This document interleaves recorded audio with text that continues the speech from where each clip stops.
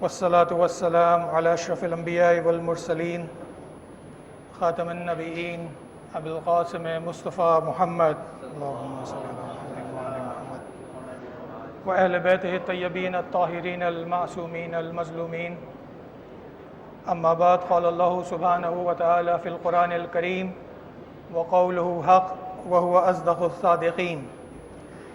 بسم الله الرحمن الرحيم. يا أيها الناس إنا خلقناكم من ذكر وأنثى وجعلناكم شعوبا وقبائل لتعارفوا إن أكرمكم عند الله أتقاكم إن الله عليم خبير. رب اشرح لي صدري ويسر لي أمري واحلل عقدة من لساني يفقهوا قولي. السلام عليكم جميعا ورحمة الله وبركاته.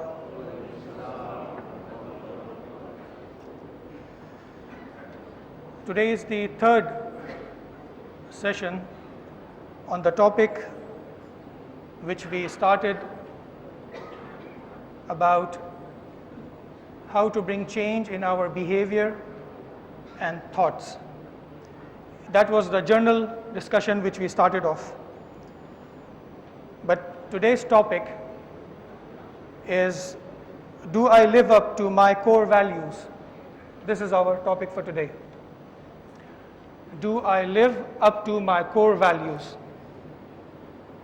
As I discussed last week about values, and I realized that there are certain explanations which has to be clear, because value is a very broad term and we need some explanation about it. Although value in itself is a very big topic, it needs, let's say, 10-15 lectures to discuss in detail about values. I will just try to touch few points on this and we'll go forward, inshallah. So when we talk about value, especially the core values are very important, right? We all live by our values. But what are our values? Is it the same? My value is your value is your value. Are we same in our values? Do we think the same? Oh no, our values are different.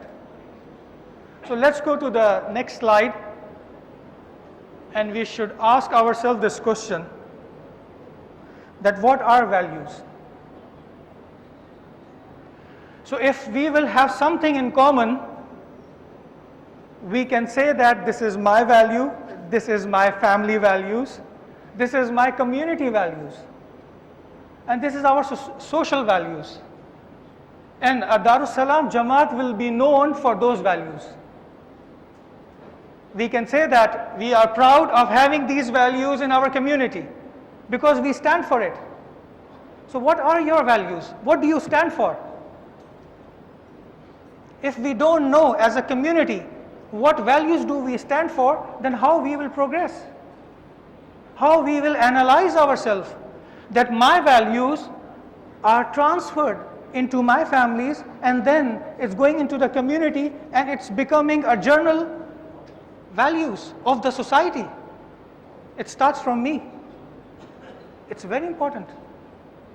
Now the values which elders have, so-called over here senior citizens, the values they have, do I have the same value? What about my children? Do they have the same values? So if I put it in this way, past, present, and future generation, are we going through the same values? Or we are losing certain values which they used to have? I don't have. And my children may not have those values which I have. So what are they going to have? It's a very important question. Because if we will not transfer our values to our generation, they will take values from somewhere else. Because it's a human need to live by values. So what values are we transferring into our new generation is a very fundamental question for those who are leading the society. What values? So our senior citizens have to make sure that the values they have lived up with and they are proud of that, they should transfer to their children. And then they should transfer to their own children and new generation, so that we can secure Our values. As you want to secure your language, which is very important. If you don't transfer your language to your new generation, you are lost with your culture. The language has to be transferred to your generation so your value is secured, because language brings culture in it, language brings value in it. There's so many things in the language, which if we have to discuss, we'll discuss some other time. What happens with the language when your language changes? What happens in the culture? What happens in the thought process? So your language is very valuable. I don't want to talk on that topic because this is not my plan for today. So values transfers. So I have to know from my elders, and I have to ask my children that what I do. I ask my children, what values are you going to keep in your family from our family? I ask my son, I ask my daughters that, okay, beta, tell me, what values are you going to take from this family when you will make your own family? So they tell me, Papa, I like these values, but I don't like those values which you are practicing. I don't want that in my family. And there I realize, so they don't like these things. I can work on that. I can develop myself, and I can make them change their thought process by having a discussion, by realizing why they are not giving values to things which we do give value, and why they are giving value to other things which is not our values. Or if they are good, it's fine, there's no problem in it. But why? Is there any process over here or any part of the world? Is there any process where we can evaluate, where we can judge on those criteria, on those standards, that our values are transferring or not? And we know that it's not transferring to that limit, to that extent we want, because our new generation thought process is changing, and it is natural. It is natural. But good things are always supposed to be taken, whether it's you are here or you're anywhere. So the definition which Ayatollah Misbah in his book Ta'lim-e-Tarbiyat Islami, he mentions about value. He says value can be defined in many ways. Value in economics is different from morals. Values is different from, in human rights, it's different definition of value from sciences. But something which is common when we say value, it means the thing which has demand. Anything which has demand has a value. You can think about it. So what is demand in you? What are you demanding for? Whatever for you is demand is a value. In simple words, very simple words, what is most important for you is your value. So a value is a concept which has right and wrong in it, which has good and bad in it, which has positive and negative in it, which has benefit and loss in it. So these are the components through which we define values. Values are those principles, those rules, those guidelines. By following that, it makes us easy to take decision in difficult times, because we know what are our values. We stand for it or we don't. So it has to be very clear within ourselves, within our families and others. So do I value my family? So if I think, yes, I do value my family, I need to ask my children, I need to ask my wife, do you think I value you people? Ask them and see what do they think about it. That do you value? Do you value their personality? Do they think, yes, we have value in our family, we have a say in our family, we have been respected, we have been given honored, we have a status in our family? Ask your family and you will know how much they think we give value to them, because we want them to give us back. So when we will invest, then we will get back. If we will not invest, we will not get back. So let's go ahead. Let's go forward. Let's go to the next slide, please. When I look at time is it's not there. So let me give an example. I will try to finish this topic as soon as possible. Let me give an example. This example I'm giving you from a spiritual leader in Iran. His name is Hujjatul Islam Ranjabar. He is known for his spiritual talks. So I got a chance to hear his lecture and I thought, let me share it with you. He says, if you want to plant an apple tree, your goal is to get an apple. What is your goal? Is to get an apple. You want an apple, but you have planted the tree so that you can get an apple. When you want that, you will get shade because of that tree. You will get stem, branches, leaves, flowers, and the fruit as well. So that fruit is your target, but you are getting things on the way.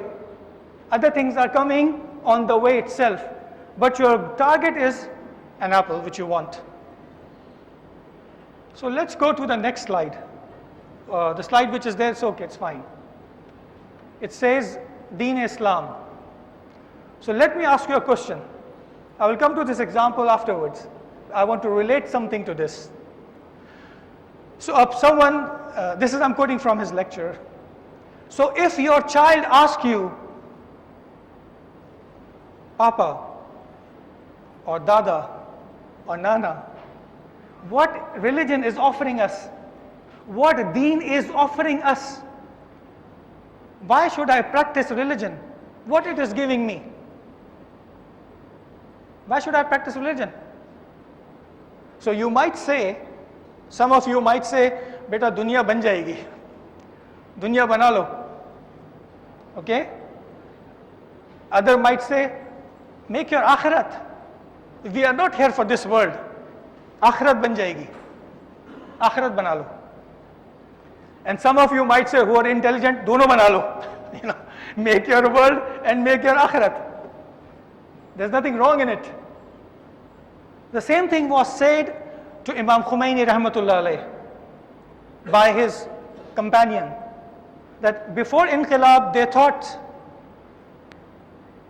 that say make your akhirat. After Inqilab they said make this world, because akhirat we will get it, we have to make this world, we have to do. But what did Imam Khomeini rahmatullah alayh replied? A very appropriate answer, a very accurate answer. He said, Deen has come to take you closer to God.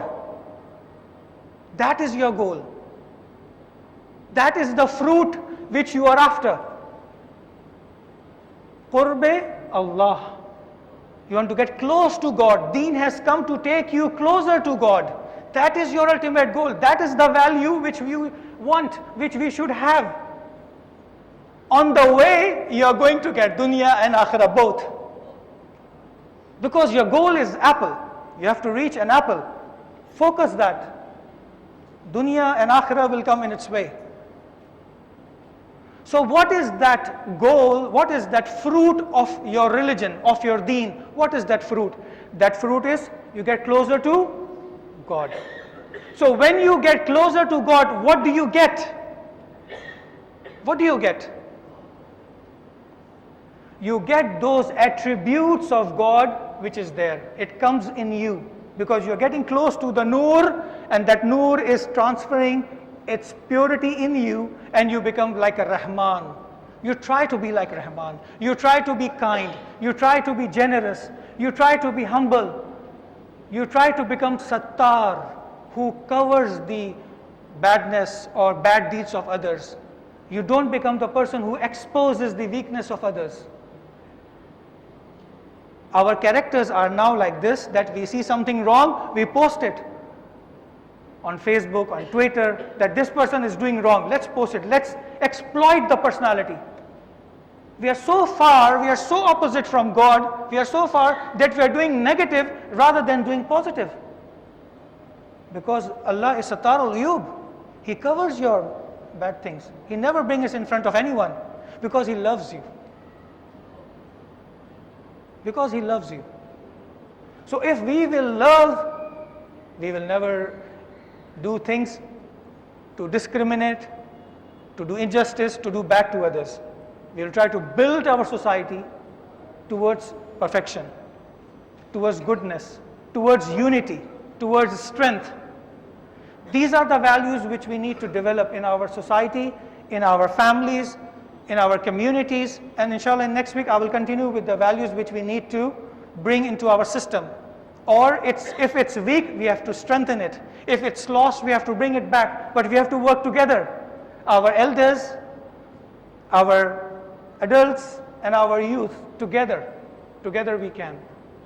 Inshallah. Let's pray to God. Rabbi zidni ilman wa amalan walhiqna bis salihin. Allahumma salli ala Muhammadin wa ali Muhammad wa ajil farajahum. Thank you very much.